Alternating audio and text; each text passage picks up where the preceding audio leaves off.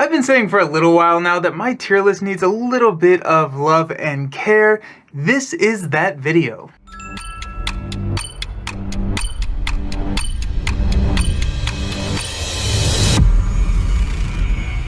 Hello and welcome to Nelson All Over Cards. My name is Nelson and today we are going to go through every single one of the 45 different heroes and talk about their tier list. This is for power, this is for true solo.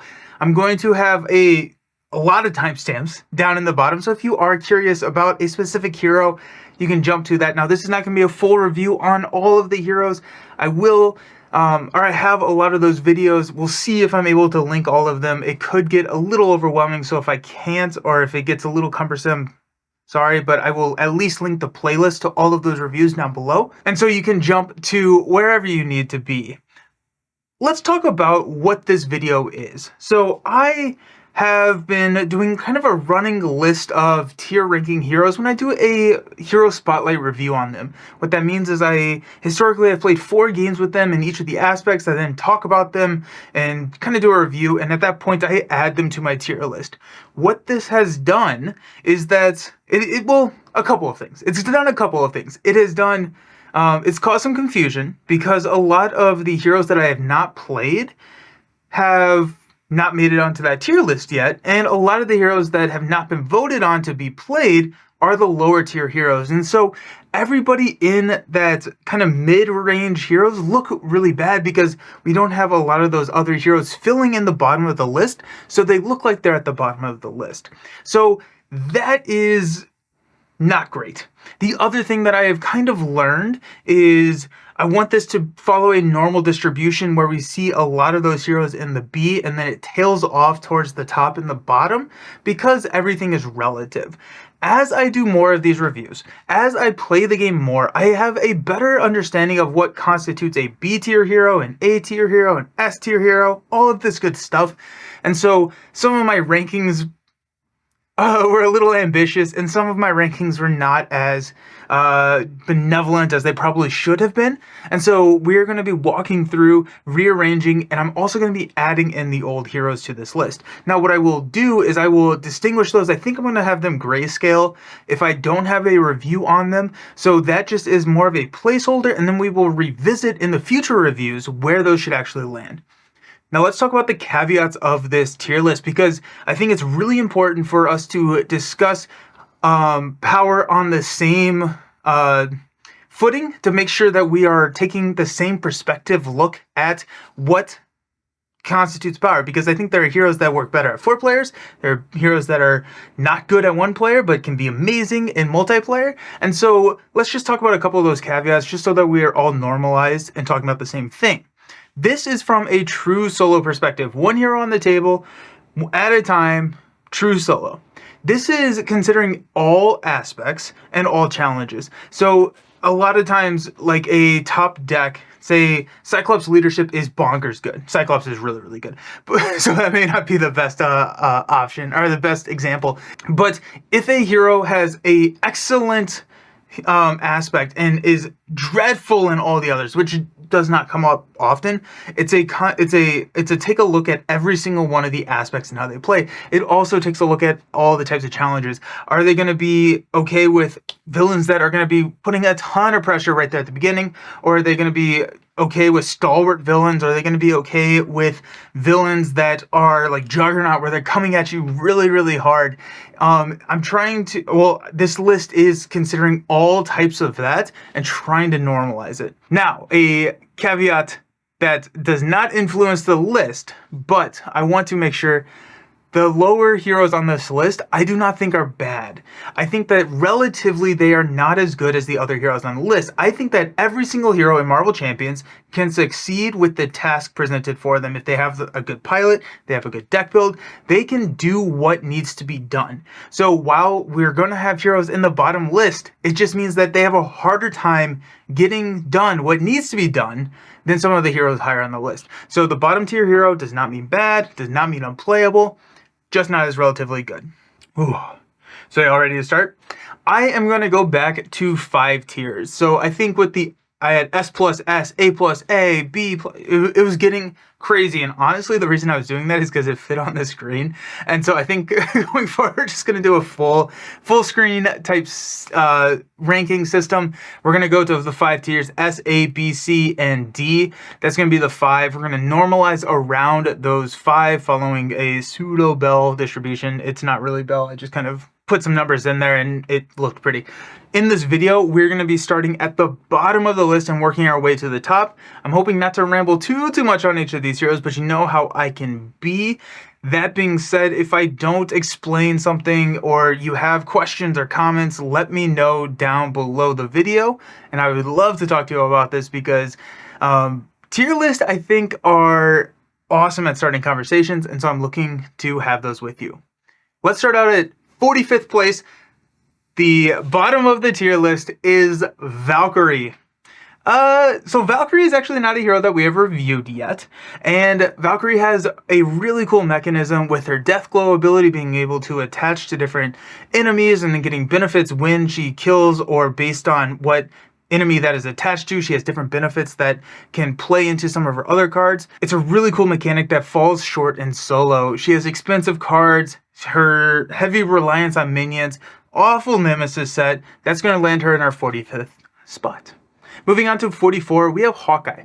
So Hawkeye here is very squishy, very low thwart. This is actually going to be a common theme for some of these lower tier heroes, is their ability to thwart. If it's low, there's a correlation to being lower on this list because threat cards are efficient thwarting is harder to come by than damage in Marvel Champions.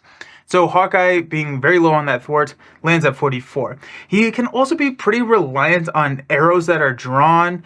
If you don't have the quiver, if you do have the quiver, the game changes. So getting that quiver can be a little difficult. He has no real reason to go to alter ego, except for like recovering, and he's pretty squishy because he only has like 9 health and like 1 defense, and so it's not that great. I do think superpower training, the new side scheme, is going to be good for his quiver, but he's going to have trouble thwarting that side scheme regardless, so 44 spot. Moving on to 42, we have War Machine. So War Machine is also a hero that we have not reviewed yet, and he's another flip happy hero that doesn't have much to help out with the flip. He has a couple of thwarting cards and he can cycle those cards back, but they're tough to play. He needs Confuse. He needs some way to get down. Again, really solid Injustice, can really struggle in some of those other aspects, which is why he's in that 42nd spot. In 41st spot, we have the first hero on the list that really hurts me to say to be in this D tier category, and that's going to be Groot. He kind of follows the same mold as the previous 2 heroes, where we're talking about heroes who like to flip a lot. Groot likes to flip down, get those growth counters, which can be used for different abilities. We have not reviewed Groot yet, but the reason he's a little bit higher than some of the other similar heroes is his upgrades like Entangling Vines, which can help him with his threat mitigation, and the fact that he has easy access to like the Great Guardian allies, which are a pretty good set of tribal specific gray allies that can be very powerful. Still not the best hero on our list, landing us in the 41st spot. Hey, it's Editing Nelson. I'm coming at you here from the future. Now, when I was editing the video, I was noticing a couple of placements that I wasn't super comfortable with, as well as some things that I maybe wanted to elaborate on. So I may be popping out throughout the video in order to make sure that it is a video and a list that I am comfortable with. So let's talk about number 41. This is going to be Hulk. Hulk is going to be our last D tier hero, and he's the only hero in the game with a detriment printed on his hero side. So he needs to discard cards instead of getting some benefit. He has a 0 thwart stat, which is so detrimental to solo play when thwarting is such a huge deal. And his thwart cards in his kits are not the best. He is an excellent rusher. So Hulk can rush down the villain insanely quickly. Now, there are some villains that is harder to do. And that is one of the reasons why he's down here at the lower end of the tier list. He also has a really high health pool, which he can use to his advantage, and then use that in ways that other heroes cannot. There are some really fun builds here. He can be good. He's tough to build around. He's tough to pilot. And unless you're rushing, you really need to figure out some threats, which typically leans into justice. So Hulk is at number 20, or 41. Geez, 21. Oh, hey, yeah, I'm still here. Okay, so number 40, She-Hulk. I am going to put She-Hulk as our first C-tier hero at number 40. She-Hulk has a heavy reliance on flipping, like some of the other heroes that we've already been talking about, but she doesn't have a ton of great thwarting options or get. She does have the 1 thwart stat, which probably not going to be using, especially with that 3 attack stat on her hero's side. And she can really thrive in Justice. She can thrive in multiplayer because she can throw damage. She is a huge damage dealer. So similar to Hulk, she can rush, but in situations where that is not the case, for a situation where the threat ceiling is high and it is going to be very, very difficult to flip down, that's where she's going to struggle the most. She is one of those heroes that works in one aspect so much better than the others. So when I was saying earlier in the video that we have, heroes that work really, really well in like the justice aspect and not so well in some of the others, that's where I think She-Hulk thrives for solo, because it's offsetting one of her biggest weaknesses, which is thwarting. But if we look at Justice, I could probably see her around a B tier, but with looking at the holistic picture here, we're going to drop her in at a C tier. Alrighty, I think we're going to go back to old Nelson now. In our 39th slot, we have Drax the Destroyer. Drax is one of the more fun characters on the bottom of the list. We've also not done a review on him yet, but he's one that I'm kind of like most looking forward to for our future Hero Spotlight reviews. Drax wants a friend at the table. He is so good in multiplayer. He can just lay damage, just throw damage. And I don't actually know if he's like super, super great in multiplayer, but he just, he has a focus on that villain and he executes his mission very well. Who cares about threat? Don't need that. His attack is so high that he's not going to be using his 1 thwart stat very often, which can be an issue. Same thing that we've kind of been talking about with a lot of these previous villains, where threat can be an issue, especially in solo. We don't have as many efficient options for threading as we do damage. Drax is all about damage, and so he's looking for that efficient thwart to add into his kit, and that can be few and far between. The other thing is D-Thweet Mastery. Such a good card, such a fun card. Whenever he attacks, she gets to draw a card. It's going to be fun to be able to pull that with superpower training, which is a little bit better, but it's also going to be hard for him to thwart that down. Drax still needs more thwarting, but that's why he's in that 39th spot. In 38th spot, we have Nebula. Nebula's in a kind of a weird spot because I have played the 4 games with her, but I have not done the Hero Spotlight review for her yet. That's a mix of procrastination, and I wanted to get this video out because NeXt Evolution dropped. I had finished up Nebula and I wasn't able to film Nebula before NeXt Evolution. Then a lot of these comments or questions came out about the tier list, and so I wanted to finish this tier list up before I went into Nebula, but I will have the Hero Spotlight review out for her soon. But she's another flipping hero. Now, she has more tools to help facilitate her flip with kind of her technique upgrade. She has some Confuse in her kit, which she's really going to like being able to flip down, prevent some of those activations. And it comes with some really efficient thwarting. She has some really, really efficient cards. The problem is that she doesn't always get the most say in when those get used. Piloting her can be difficult, and getting those technique cards to trigger at the right time in the right place to have the maximum impact can be difficult or require some luck. So if you had more autonomy over what you could do with her techniques, which you do in multiplayer with her lethal intent cards, that gets a little bit more interesting. But in solo, she can have some issues with the timing of everything and making sure that it lines up. That's why she's in the C tier. In number 37 spot, I think we have what we could potentially consider the most improved player of Marvel Champions, which would be Thor. And that's actually would be a really fun video now that I think about it. Who are the most improved heroes? Anyways, Thor in number 37 is way higher than I think he would be when he was printed. He can be a slow build, and he can be very matchup dependent. So if you're running a scenario that doesn't have a lot of minions, he can really struggle because he is all about engaging and dealing with minions, and he's just very, very efficient at it. So if you don't have minions in the deck, if you're playing Thanos and there's like 3 of them, he's going to struggle. But if you're playing Ultron, he's going to be an absolute beast. I like him, but for solo power, we're putting him at the 37 spot. Matchup dependent. Thwarting is a little bit low, but he deserves that 37. He's also really fun. Moving on to 36. This is a pretty big drop in my previous list. In my last list, I had Quicksilver at number 12. I think a lot of that power came from how much I like Quicksilver. I think that was tinting my power ranking of him a little bit. The truth is, and it feels hard to admit this, he can be slow. He's not that good. He's so much fun. I love Quicksilver though. And he can be really slow ramp, and up until he gets some of his major turns going, he doesn't have a huge impact on the game, which is why he's dropped all the way to 36.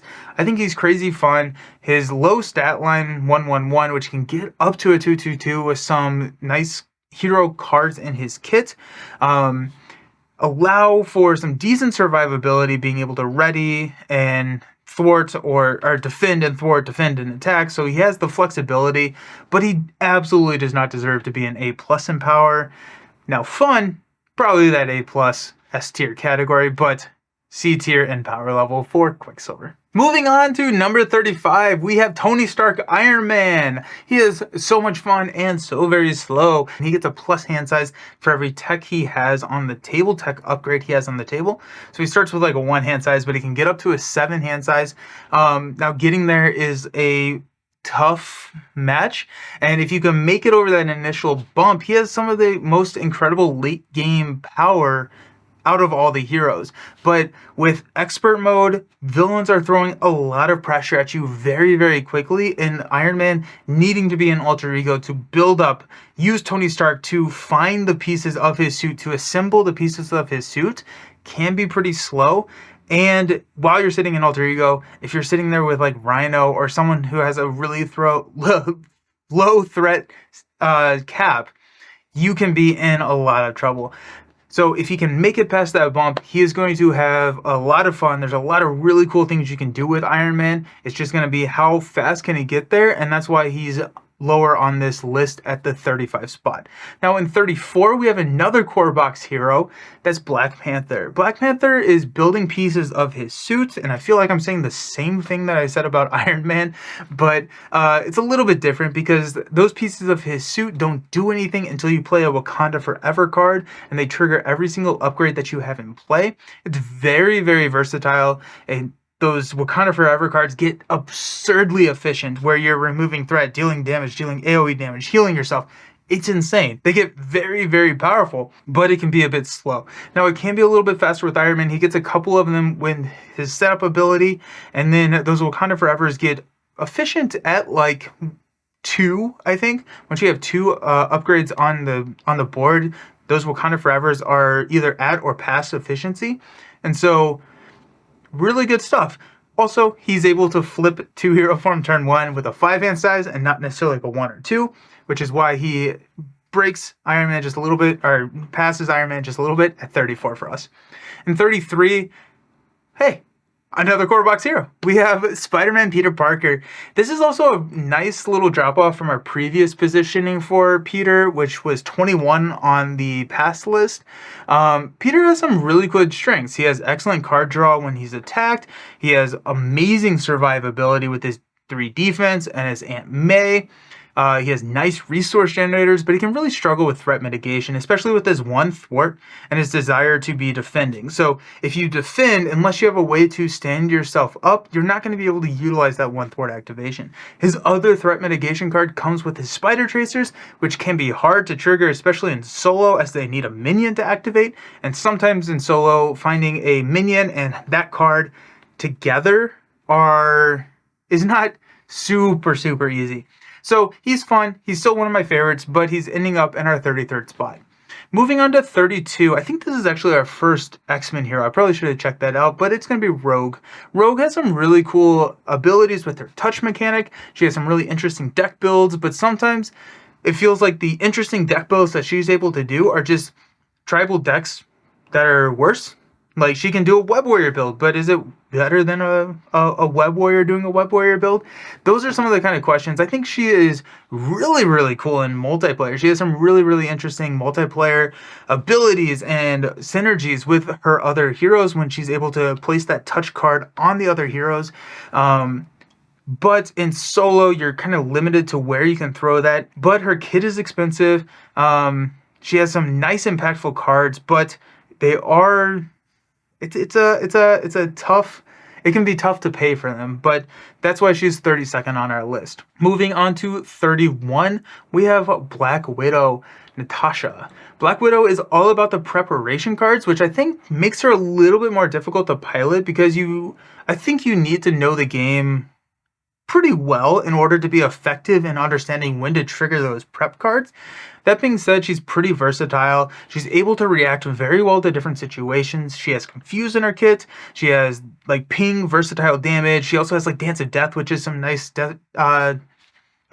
individualized damage, nice card draw. So she has some really good strengths, couple of weaknesses, but that's her last C tier hero, which is 31st on our list. We're going to start talking about the B tier heroes. B tier heroes are those that I would consider average power level for solo play. So these heroes are going to be strong, they're going to be versatile, but maybe there's just something holding them back just a little bit. But yeah, let's talk about number 30, Wasp. So Wasp, we have not done a review on yet, and so subject to change. But I've been having a lot more fun with Wasp recently than I have had historically. She has a fairly expensive kit that doesn't have a huge impact on the game, but she can be very versatile, which is good and needed in solo. I'm looking forward to getting her to the table and reviewing her a little bit more, spending a lot more time with Wasp and getting a better feel for her and kind of her strengths and interesting deck builds. I do think the more mental cards that we get, the more interesting she's going to be. I've played Get Up in Games Wasp deck, which was a ton of fun and just makes me want to play Wasp more. I don't think she's the most powerful hero in the game, but I do think that there is a lot of satisfaction in some of the creative plays that you can get with Wasp. That's our first B tier hero. Let's move on to number 29. That's going to be Rocket. He has some awesome thwarting, really sweet damage. He can be a little slow to set up, and I think his biggest weakness is his low survivability. 1 defense, low health points. He can up those health with some of his upgrades, which if given the space to breathe, he can build up and he can be incredibly powerful. But if not, he can take some hits and be in serious trouble very, very quickly. Also, he's pretty reliant on minions. He has a lot of benefits if he's able to do excess damage to enemies, which could be the villain, but mainly going to be minions in a Marvel Champions game. And if you're running a game with not a lot of minions, Rocket can really struggle, especially in solo where you're seeing less of that encounter deck. Moving on to number 28. Number 28 houses one of my favorite heroes of all time, which is Ghost Spider. Ghost Spider is all about reading and wants to be playing these interrupt and responses, creating some really interesting and fun potential deck builds. Her 3 defense combined with her 10 hit points make her pretty resilient, and her ability to ready up after playing one of those interrupt or response events makes her able to utilize her nice defensive 3 stat and her nice attack, her 2 attack stat. Dang, I need to play her again. She's so much fun. I do think that she can get stuck in a loop of being a little bit too reactive, which with what's presented to her and not always being able to match up the right interrupts and triggers, which is why she's in this 28th spot. 27, we're moving on to Peter Quill. Star-Lord is crazy. He is all about playing these high-cost cards for the small little price of an encounter card. What could go wrong, right? His high variance can lead to some impressive rush wins, exciting moments, and frustrating defeats. I feel like a movie narrator right now. His gimmick is not as good. He deals himself an encounter card, reduces a card played by 3. It's not as good if we are going up against a villain that's assembled a really impressive encounter deck. Some of those cards can be worth more than 3 effective resources, which can lead to some demoralizing losses. He can be crazy and he can be dunked on. He's one of the more exciting characters in Marvel Champions, but unfortunately there's not a perfect correlation between excitement and power here, but he's at 26. Hey, it's Editing Nelson again. So while editing, I actually figured out that I just skipped Phoenix. Oops. So, number 26 is Phoenix. Phoenix has a fun push-pull with her nasty nemesis, that Dark Phoenix, who comes out and just puts another loss condition on the table, which is just not good. It's very, very bad. Both her Obligation and Shadow of the Past can pull it in, so there's multiple different ways to pull that in. But let's talk about like her hero herself. So she is psionic, and so she has access to all the cool psionic cards and all the different aspects. And her cards are really efficient if she is unleashed, which is a mechanic where she's able to deplete these counters, and once it gets to 0, she goes unleashed, and now, you know, her 3 thwart stat turns into a 3 attack stat, and all of her events are doing some incredible damage.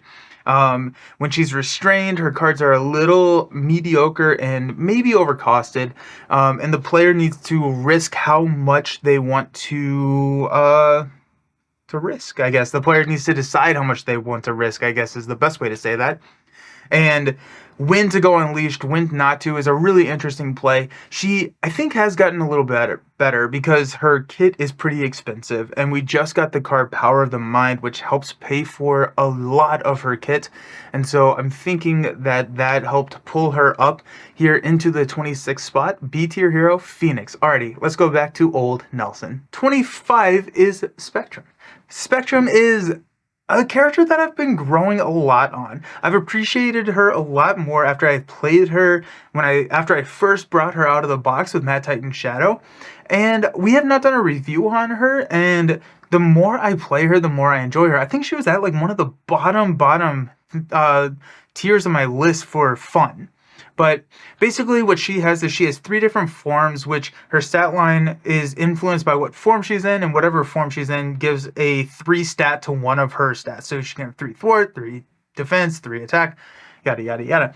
She can be really flexible, which is nice, but there is no easy way to flip into the form that you need without drawing the right cards. Now, she has cards that allow you to flip into a form. She has cards that allow you to flip into a specific form, but unlike Ant-Man, Wasp, or some of these other form-changing heroes, it's not just a once-per-round ability to switch your form, which can potentially get her stuck in a form, which would be less efficient, and the main reason she's not higher on this list.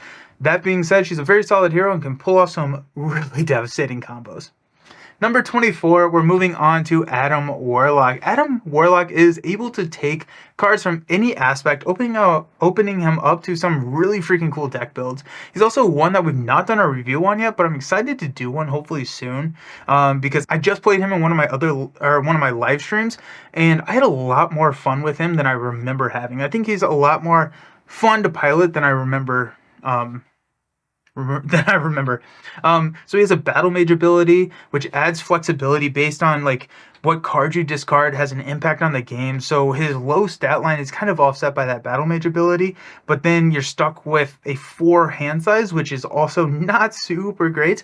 There are ways to build and draw cards back when you use that. And so once you get over that slow burn and build him up, he's able to kind of, you know, discard a card and then draw 2 cards, which is really cool. I think he's a lot cooler than I remember him being. I was really harsh on him, and I apologize, Adam, but you're fun. I'm looking forward to playing you again. But let's move on to number 23. 23 is Vision. This is 3 in a row that we have not reviewed yet. But let's talk about the Vision. Vision has 2 forms, Dense and Intangible, which opens up some cool play styles and how he can manipulate his form. So in Intangible, he reduces the amount of damage he takes from each attack by 2, but he also cannot attack or defend. And so it's a really no, I can't say solid. It's a really good form to be in and able to kind of take some of those hits, especially like minion hits, right? So if you're sitting out there with 5 minions that each have 2 attack, he doesn't care. And so you have like these crazy builds where you can play Bring It and just draw a ton of cards. That's a lot of fun. But But when you flip over to dense form, he's able to attack, defend, and has a little bit better stats. You combine all of this with Vivian, who's a really powerful ally, and he gets that nice, comfortable B tier slot. Moving on to number 22, who is the first hero in the top half of our power rankings, is Colossus. Colossus is all about using tough status cards. He can have 2 of them instead of just 1 of them, and he uses them as additional resources to pull off some crazy powerful combos. His thwarting is a big issue, and he has a heavy reliance on cards like Iron Will. Now that we have like superpower training, he can get it out easier, but he's also going to be happier if someone else does it for him, because he's gonna have a hard time thwarting it down. His events are awesome. He can basically never take damage, but the 4 hand size in hero and the threat pressure land him smack dab in the middle of our list. Moving on to number 21, we have Cable. Cable I am dropping here, and it's a hero that we just did a review on, so I'm not going to say too much about him. You can find that review, and I am having a ton of fun playing him multi-handed. I will briefly echo my thoughts on Cable and why I think he's in that B tier. Outside of Justice, he's going to really struggle to get going. Justice, he's incredibly powerful. Multiplayer, he is incredibly powerful. I think as an overall whole look at a true solo perspective, he can struggle because he has a pretty slow ramp. Now, I think once we get more player side schemes, he can probably get a little bit better, and you can figure out some interesting and intricate deck builds that are probably going to get him pushing either higher into the B or maybe even to the A tier. But right now, he's sitting in that B tier category at 21. Let's dive into our top 20 heroes, starting out in number 20 with Nova. Nova likes his wilds and gets some pretty awesome efficiency with his events if you pay for them with wilds. He basically starts off with a wild resource generator on the table and can have some incredibly combo returns when he unleashes the Nova Force. He can struggle if there isn't a ton of options for him to target, which can be an issue in solo. Now that I think about it, I guess player side schemes could really help Nova, which could be fun. He's fun, he's efficient, he's Nova, he's at 20. At number 19, we have Gamora. Gamora is all about events and can pull events in aspects that she's not building in. So if she's aggression, she can pull events, attack or thwart events from the other 3 aspects if she wants to. This deck building ability allows her to be super flexible, and when combined with her hero ability that can ping damage and threat when playing specific types of cards, she can be a force to be reckoned with. The saddest part about Gamora, this is not actually true, is the fact that she cannot play the Gamora ally, but she does have access to the other Grey Guardians, which can be very powerful in solo matchups, which is why Gamora lands at number 19. Number 18, we're having a string of event-based heroes here. Number 18 is Miss Marvel. Her whole shtick is being able to recur events that she's playing by exhausting yourself. So you play an event, you can exhaust her and pull it back. And she also has ways to increase the value of her thwarting and attack events, which can get really crazy with like new multi-target cards like 1x1 and multitasking. She can be a bit fragile, but her wiggle room and her really big recover stat help with that. She wants to flip down. She doesn't have Confuse in her kit, but she does have some pretty decent threat mitigation in her kit so that she's able to roll down and trigger all those alter ego supports. She's one of my favorites. She's really strong. Lands her at 18. Number 17, we have the alter ego thwarter Gambit. Gambit has a lot of things going on. He can thwart an alter ego. He can power up his attack events with like the charge throw the card ability on his hero side. He has one of the best, if not the best, signature allies in the game of Rogue. He has a great 3 defense stat. Already, if he blocks all the damage, he's strong, he's efficient, and he's survivable.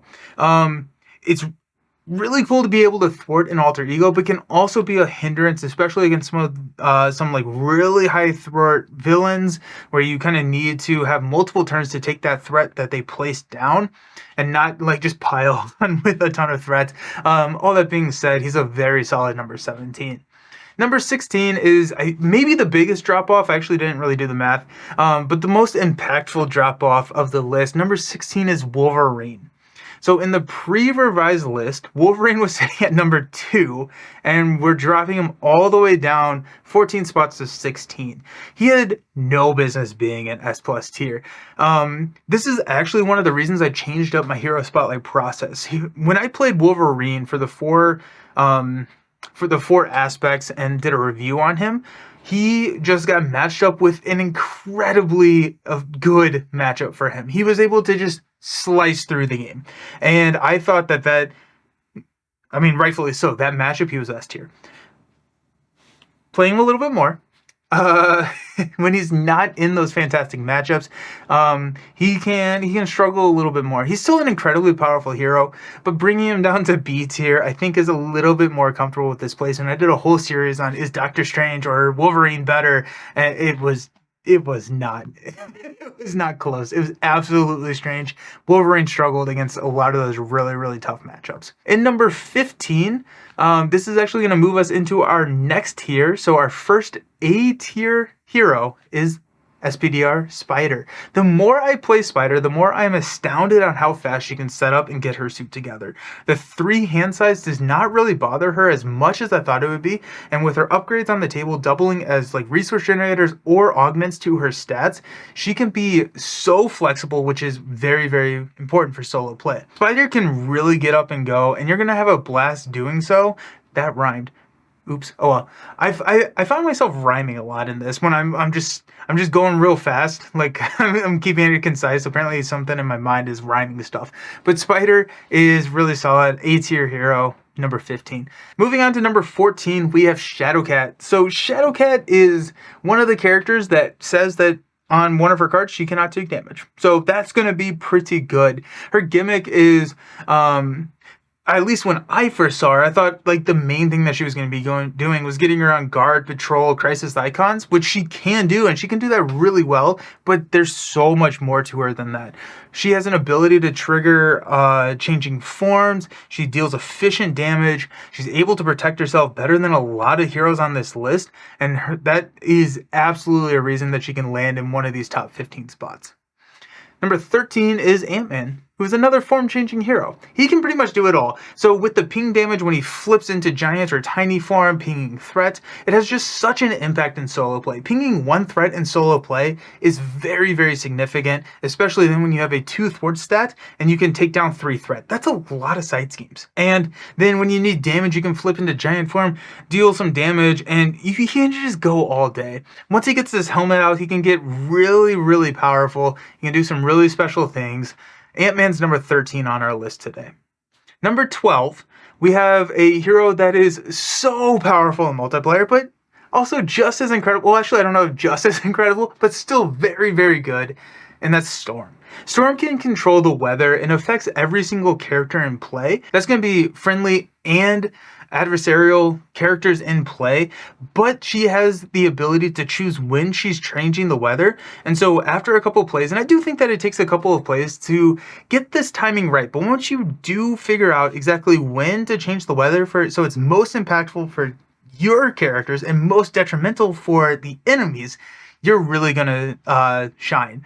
She loves to run allies because you're affecting more characters and let them do a lot of work, but her events are also incredibly efficient. She can be built in a lot of strong and a lot of fun ways. That's gonna land her at 12 on our list. Moving up to the one hero that did not make the top 10 cut. The first out of the top 10 is Captain America.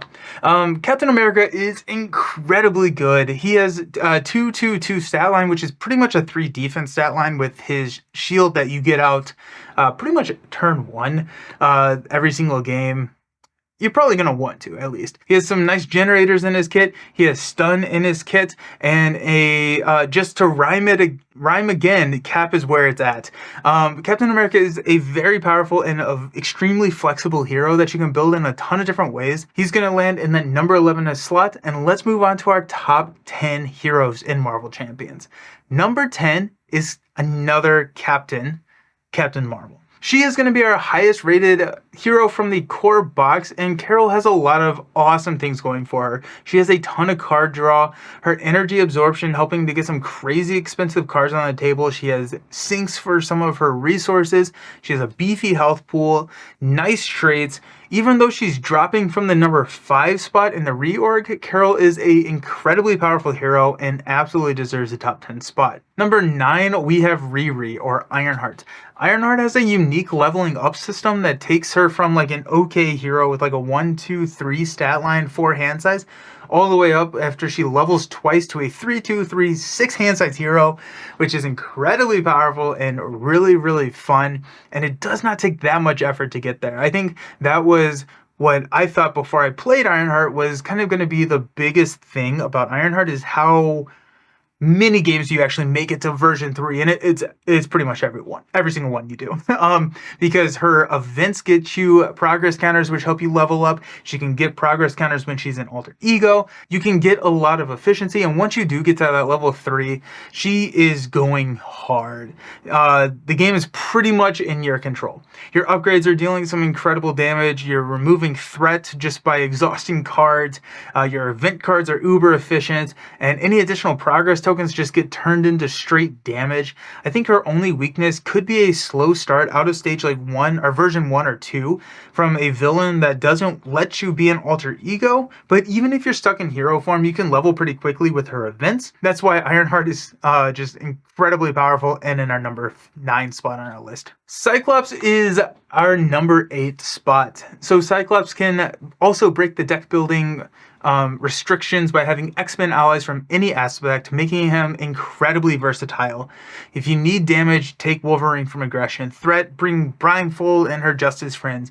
Are the minions overrunning you? Iceman to the rescue. Like, it's incredible. He can do anything he wants to. He is so good in all of the aspects, and the number of X-Men allies that we now have make him that pretty much any aspect is good and just plays slightly differently. Even if he didn't have that, he has a really decent kit. He's kind of built around tactic cards that are really powerful, allowing you to like draw cards, deal extra damage, live longer. It's a very nice lineup with his events being able to recur them. Cyclops was 14th on our list, and he has jumped into the top 10 for our 8th slot. That was 8th slot. Number 7 is one of the newest heroes in our game, which is Domino.